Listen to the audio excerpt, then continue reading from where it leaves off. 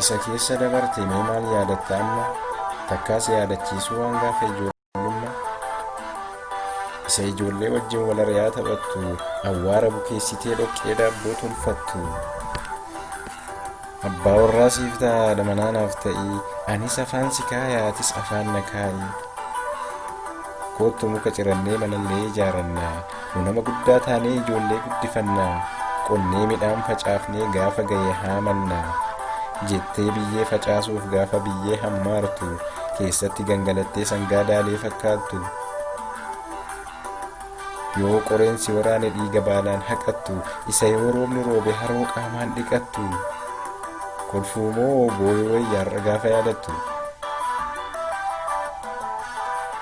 Yeroo horii bobbaastee dhoqqee reediyoo tolchuuf nyaachistu midhaan namaa, ofii gamana teettee waamtee arrabsitu ijoollee laga gamaa. Amma yaadattaa laata seenaa gaafa ijoollummaa? Gaafa umriin kee ga'ee mana barumsaa galte, isattiin barreeffattu qalama meeqa gatte? Jaalalli ijoollummaa yeroo qabee si raasu, yeroo halkan walakkaa hirribarraa si kaasu, yeroo kophaa kee ciistee jaalala amuummattu, sammuun kee biizii ta'ee yommuu kophaa dubbattu. Halkan hirriba dhabdee yoo qaawwa manaatiin urjii samii lakkooftu, yommuu beenzila yaadaan doonii kophaa yaabbattee galaana keessa ooftu.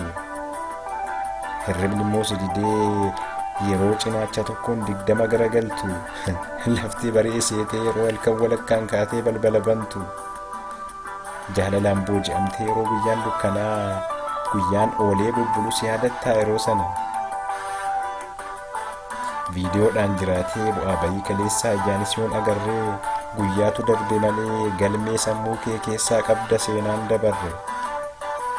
Silaa yoo namaaf galee akka namaaf galutti namatti himamuu qaba wanti namatti himamu.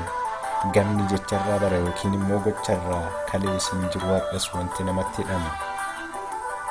Abbaa qabeenyaa taatee har'a gamoos ijaartu, yookiin carraa argattee Ameerikaas jiraattu.